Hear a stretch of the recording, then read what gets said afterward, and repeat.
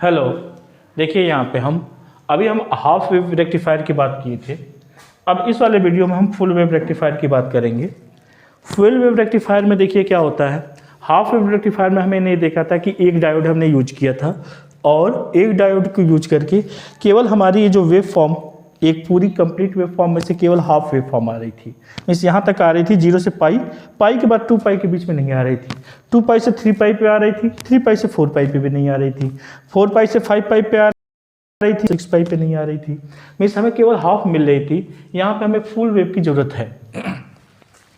Means full wave कैसे मिलेगा, इसके लिए हम देखिए एक अलग टाइप का ट्रांसफार्मर यूज करते हैं जिसको बोलते हैं centre tap transformer. Centre tap transformer क्या होता है? सेंटर टैप में सिंपल सा कि ये जो बाइंडिंग होती है सेकेंडरी बाइंडिंग, इस सेकेंडरी बाइंडिंग में इन दोनों के बीच में से मिड पॉइंट से एक पॉइंट निकाल लिया जाता है। मीन्स जो हम टर्निंग करते हैं ऐसे मान लीजिए हमने क्वाइलिंग की और इस क्वाइलिंग से बीच में से एक क्वाइल लिया जाता है, इसीलिए इसको बोलते हैं सेंटर टैप ट्रांसफार्मर। ये अलग से ही डिजाइन करके आता है। इसकी वोल्टेज भी हमारी अलग अलग ही होती है। यहाँ से लेकर यहाँ तक का वोल्टेज और यहाँ से लेकर यहाँ तक का वोल्टेज सेम होता है। इसलिए मैं 5 वोल्ट का लूँ तो 0 से 5 प्लस 5 इधर प्लस 5 इधर इस टाइप का ये ट्रांसफार्मर हमारा आता है। इसको हम बोलते हैं सेंटर टैप ट्रांसफार्मर। तो देखिए सेंटर टैप ट्रांसफार्मर में जो हमने यूज किया है उस वाले कॉइल में, जैसे इस वाले सेकेंडरी के एक में एक हमने डायोड D1 जोड़ दिया, दूसरे बाइंडिंग में भी हमने डायोड D2 जोड़ दिया। मीन्स 2 डायोड को हमने यहाँ पे यूज किया है, 2 डायोड को यूज किया है और इन दोनों डायोड का जो टर्मिनल है लोड से जोड़ते हुए इस सेंटर टैप के मिड पॉइंट से हमने कनेक्ट कर दी है। तो ये हमारा सर्किट डायग्राम है, कंस्ट्रक्शन किया हमने कि इधर सप्लाई लगा दिया प्राइमरी साइड में, यहाँ पे सेकेंडरी कॉइल के एक टर्मिनल को D1 से, दूसरे टर्मिनल को D2 से और इसके दोनों टर्मिनल को जो N टर्मिनल है N टर्मिनल को कनेक्ट करके लोड से जोड़ते हुए हम सेंटर पॉइंट पे जोड़ देते हैं। तो ये हमारा सर्किट डायग्राम। वेव फॉर्म पे आते हैं। वेव फॉर्म पे देखिए AC सप्लाई हमने लगाई है, इधर AC सप्लाई लगाई है, तो यहाँ पे भी हमें AC सप्लाई ही मिलेगी। और एक 0 to पाई, पाई टू 2 पाई, 3 पाई, ये हमारी साइनसोडियल वेव फॉर्म है जो कि साइनसोडियली वेरी हो रही है। अब यहाँ पे हम देखते हैं कि फर्स्ट हाफ में, जैसे फर्स्ट हाफ में होता था कि पहले इस वाले में प्लस हाफ में ए वाला टर्मिनल, ए वाला पॉइंट हमारा पॉजिटिव होगा और ए वाला पॉइंट हमारा निगेटिव होगा। तो जब भी ए पॉजिटिव होगा मीन्स ये P है और ये आपका P है, ये आपका N है। तो देखिए ये P आपका किससे जुड़ा? पॉजिटिव से जुड़ा। इसका P किससे जुड़ा? नेगेटिव से जुड़ा।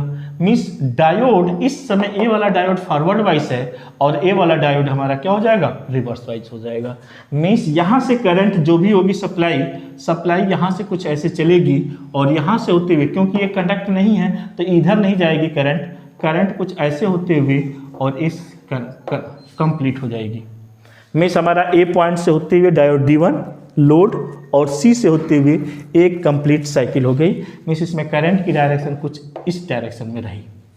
अब यहाँ पे जो आउटपुट आएगा इस पे वेवफॉर्म को हम यहाँ पे बना लेते हैं ऐसे। ये हमारी वेवफॉर्म आ जाएगी और ये वेवफॉर्म कितनी हो जाएगी? किस डायोड की वजह से हो रही है? D1 की वजह से। तो इस वेवफॉर्म में हम लिख देंगे D1। अगले हाफ में आते हैं। अगले टाइम पे हाफ में ये निगेटिव हो जाएगा। मीन्स करंट की हमारी ए वाला टर्मिनल प्लस हो जाएगा और ए वाला टर्मिनल हमारा क्या हो जाएगा? निगेटिव हो जाएगा। यदि ये निगेटिव हो गया तो निगेटिव किससे जुड़ गया? पॉजिटिव से। मीन्स ये रिवर्स वाइज में आ गया D1 और ए हमारा पॉजिटिव P से जुड़ा है, मीन्स ये फॉरवर्ड वाइज में है।